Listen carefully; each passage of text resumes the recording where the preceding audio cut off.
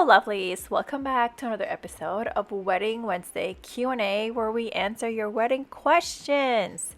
And today's question is from Shelly and she asks, wedding rehearsal, what are they for? Do you really need to have them? And what is the purpose of this? Thank you, Shelly. That is such a great question and we are gonna go right ahead and dive into it.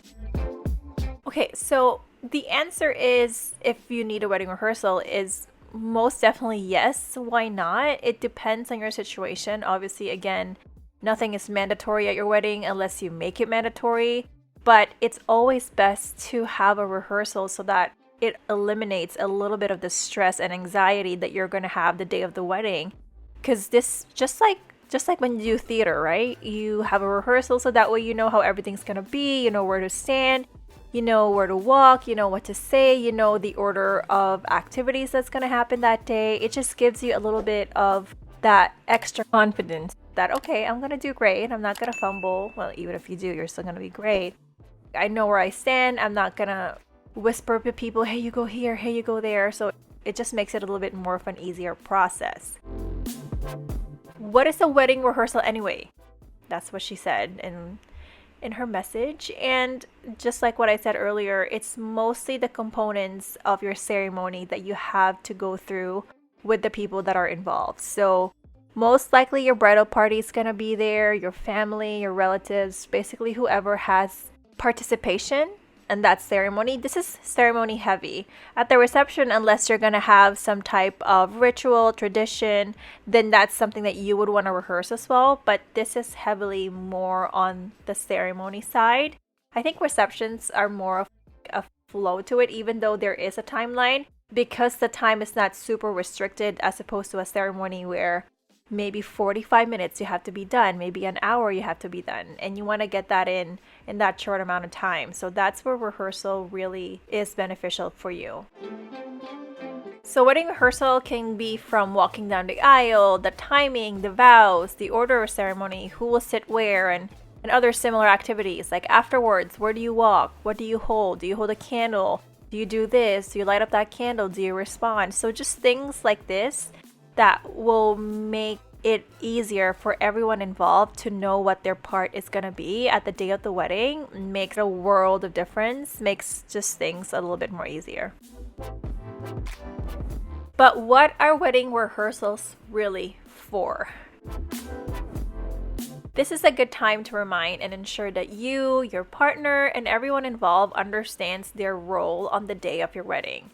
So rehearsals are usually done 2 to 3 days, even the night before.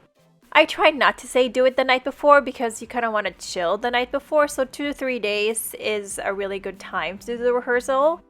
It depends on who you're working with. Obviously, everybody has different availability. Same with the institution that you're getting married at. They might have separate requirements that you might want to follow. Do you need to have a wedding rehearsal?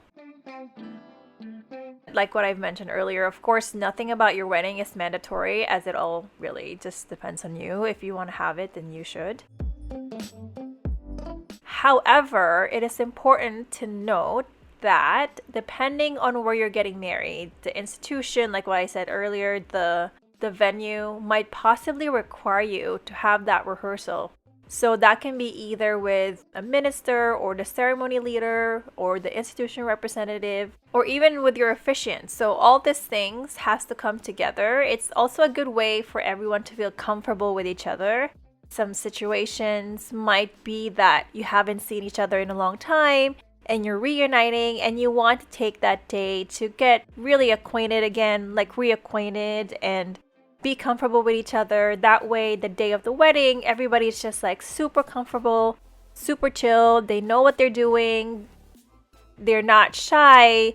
Like they've already basically broke the ice. That's what a rehearsal is for. You broke the ice. You know what you're doing. You're okay to make mistakes at the ceremony.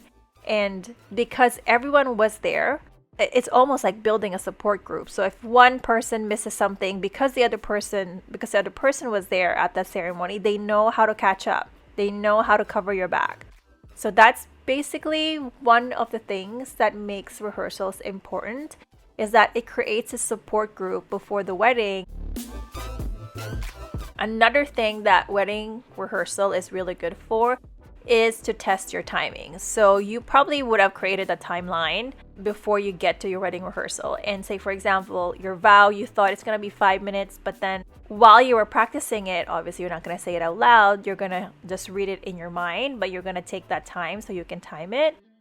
And it ended up being like 8 minutes. So you might have to go back to the drawing board and kind of edit out a little bit, or maybe move things around throughout that day in terms of activities. That way you don't go overboard with the time that you have specifically allotted for that activity. Same with walking down the aisle. How long is the aisle? How long did it take you? How long did it take your bridal party? So say, for example, the flower girls might be, you probably initially wanted them to walk on their own, but because you've noticed that they maybe are walking much slower than you wanted them to walk, so you might want to group them together so they won't take that much time. So these are the things that you would want to do at the rehearsal. So you won't be pushing anyone. You have to walk fast, fast. You know that, yeah, I've given them enough time to do that. They're probably going to look for their mom. Ring bearers, flower girls especially, this is a great time for them to practice that walk down the aisle. So there's going to be no tears, which by the way, we cannot control. But there's less likely that there's going to be tears on that day because they already know who are the people that are there and they already know the place that they're going to walk into. Another thing that you might realize, which I feel like a lot of people forget, is that you might need to bring in extra microphones. Because even at the rehearsal, you will notice, usually there's not a lot of people at the venue at the rehearsal, your bridal party, and your family.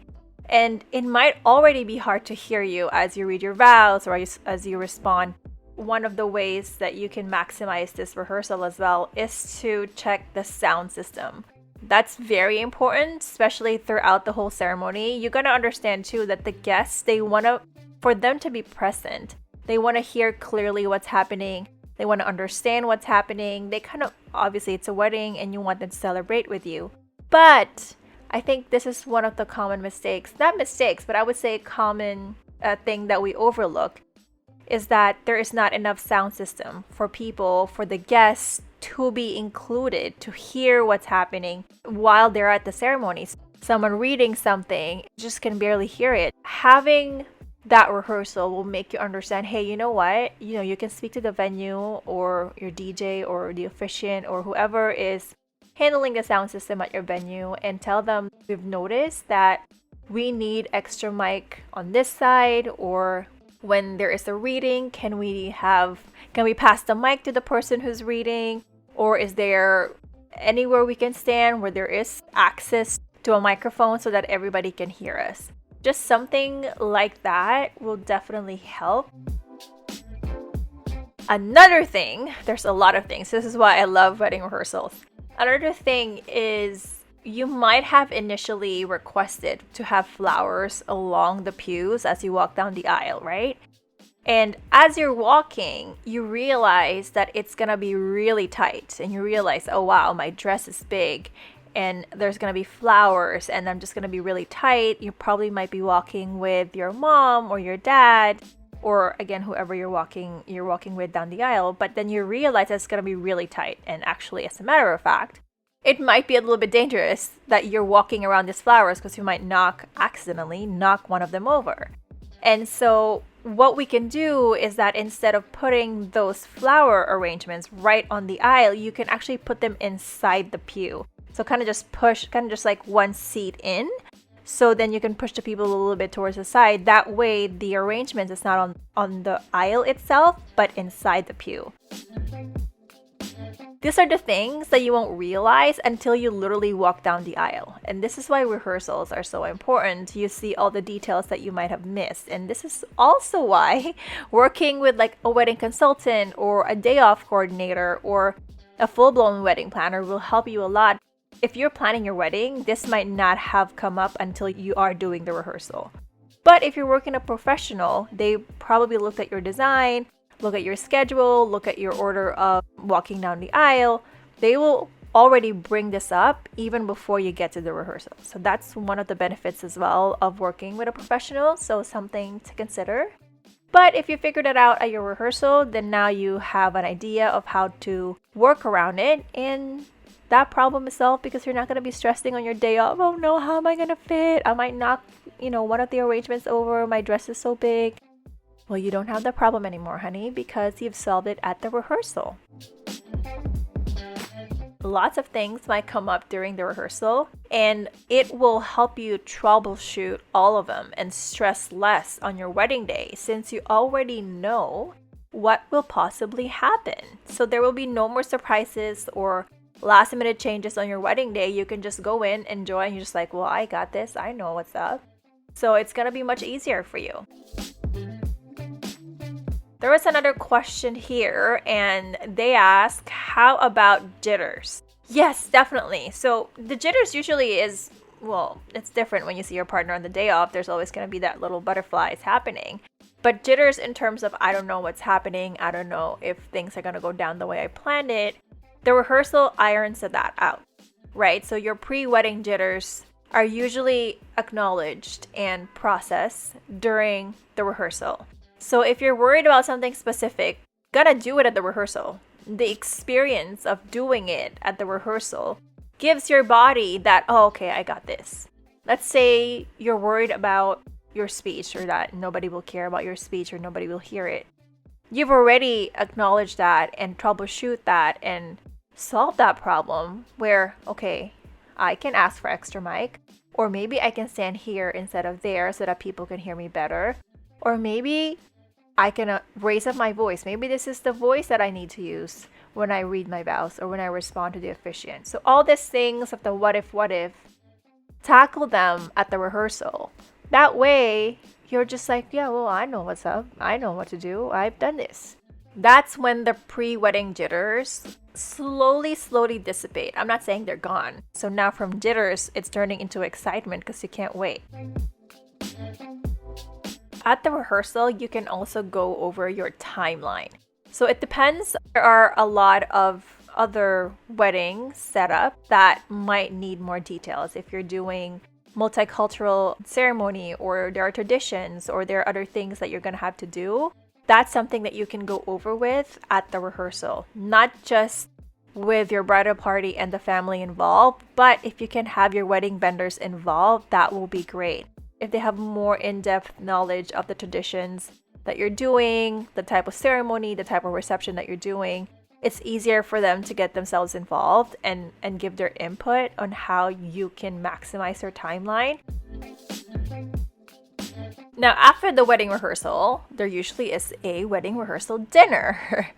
And it's usually a meal or a gathering, however you want to call it. It might be brunch. There is a wedding rehearsal meal after the actual rehearsal. We usually suggest this to be done at a restaurant, a great place to hang out, have a good meal. If you want to host it at your home, you can definitely do it as well. I usually say don't, because then that's another thing that you have to plan and prep for, unless you do have that time and are in a capacity to handle that. Definitely fun at home. But there are restaurants that you can rent space within it, or you can cut off half of the place and rent it out to your party. That's always a better bet in terms of worry, planning, and all this other stuff. You don't have to clean, you don't have to move anything, super low maintenance, and not to mention, obviously, if you're going to a restaurant that you've gone to before, you're probably gonna love the food, and so is your guests. Most wedding rehearsals are done on a weeknight, so this means you'll most likely be able to book the tables and the space at a restaurant, even if you do have a large group, and no problem at all. Let's talk about what you can do at the wedding rehearsal dinner. What I would usually suggest is that you have many important people in your life, obviously, right? And if you can give them a chance to have a toast or a speech at your wedding day, on your actual wedding day, I'm sure you will. But obviously, realistically speaking, you don't have that time to just have speech after speech at your wedding. So what you can do is at the rehearsal dinner, you can acknowledge them. Open the floor and give them the mic and say, whoever is the MC that night, whoever wants to say something can say something. That way everyone can feel seen and heard, and being able to tell you those personal things with an intimate group of people, as opposed to the wedding day where there's a lot more people that probably can't relate to a family experience or friendships, just like a closer knit, which is what's happening at the wedding rehearsal dinner. This is a really, really good time to do that. If your venue has a projector, that's also a good time to compile photos and make a video, obviously before, like pre-wedding rehearsal, before the wedding rehearsal. You can plan that. There's so many apps on your phone that can mix all those photos together and make it into a video, and then you can project it on the projector at the restaurant. Having those photos in there just makes everyone feel loved, which, by the way, because they feel so full and so loved, seen and heard, at the wedding day, it's gonna be extra special. They won't feel that we didn't get a chance to talk or we didn't get a chance to say what we wanted to say, because that was already settled and that was already acknowledged at the wedding rehearsal. This wedding rehearsal also enables everyone to be more present at the wedding day, because you're not always going to be like, what am I going to do? What's going to happen? There's not a lot of that. So you can be more present and enjoy what's really happening. Make it extra fun at the wedding rehearsal dinner. You can purchase Polaroid cameras, or you can also make your own mini wedding photo booth corner / DIY makeshift selfie station. There are so many fun things that you can do. Every situation is different. Sometimes there are families that are flying in from other countries, from other provinces, from other states, and this is a good time to really get acquainted and might not have had that chance to sit down and just bond because they're just flying in for the week or for the weekend. So much shorter time. And so they won't have that chance at the wedding. But at the wedding rehearsal dinner, that's something that you can do. Everybody that hasn't seen each other, if you're doing some introductions, so hey, this is the cousin of so-and-so, or hey, this is my uncle from where and where. This is a great time for introductions and for catching up to get reacquainted. This is a good time for that. The wedding rehearsal is not just a wedding rehearsal where you just rehearse and then you go home, which sometimes it can be. But maximize that time that you have you, your partner, and everybody involved in your wedding there together, and create a memorable and heartwarming experience around it. I think that will be great for you, for your partner, and for everybody. That's it for me today, lovelies. There you are, our take on your wedding rehearsal question. If you have any questions that you'd like our insights on, please send us an email. I have linked that in the description below. And don't forget to download your free wedding planning kit. And that's it for me, lovelies. As always, we are here to inspire you to celebrate life and love. Until next time, lovelies. Bye!